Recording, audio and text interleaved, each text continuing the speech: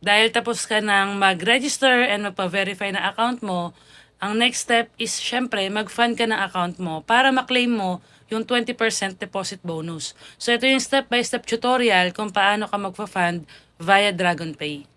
So yung nakikita mo na trading account number mo is yan yung magiging account mo for copy trading. So dahil may na-create ka ng account, tapos ka na mag-register, all you have to do is mag-fund ng iyong account. Okay? So, dito, para hindi ka maloko, make sure na yung account na dedepositan mo is under sa pangalan mo. 'Di ba? So, tulad niyan, ikaw mismo nag-create, ikaw mismo nag-register.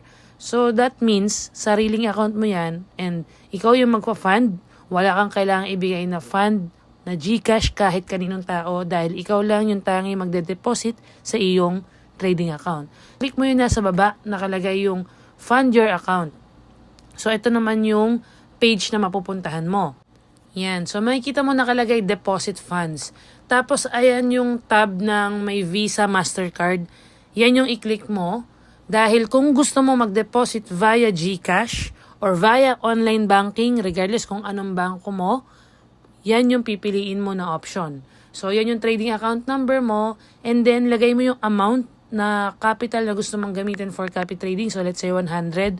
And then, i-edit mo tong billing information. So, ito is one time mo lang naman gagawin.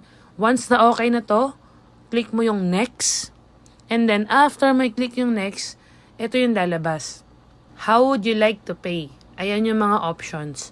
So, pinaka ginagamit natin dito is itong nasa taas yung DragonPay. So, i-click mo yan para makapag-deposit ka via online banking or GCash. And then, scroll mo sa baba. So, ang best part pala dito sa deposit is real-time yung rate na gagamitin natin. So, hindi katulad sa ibang broker na maliit yung equivalent ng dollar mo. Ito, maganda yung rate dito, kaya mas malaki yung dollar na matatanggap mo. So, yan. Click mo yung proceed. And then, ito yung page ng DragonPay. So, check mo to, yung I agree to the terms and conditions. And then, dito sa drop-down, ayan yung mga option. So, pwede ka mag-select dyan ng gusto mo, like online banking or e-wallet. Andyan yung mga banks. Ayan, may Shopee Pay. Pwede ka rin mag-over-the-counter or ATM banking. Pwede ka rin mag-over-the-counter like sa Cebuana. Pero ito yung pinaka-ginagamit natin. Ang pinaka-convenient, pinaka-madali. Yung GCash, nasa pinakababa.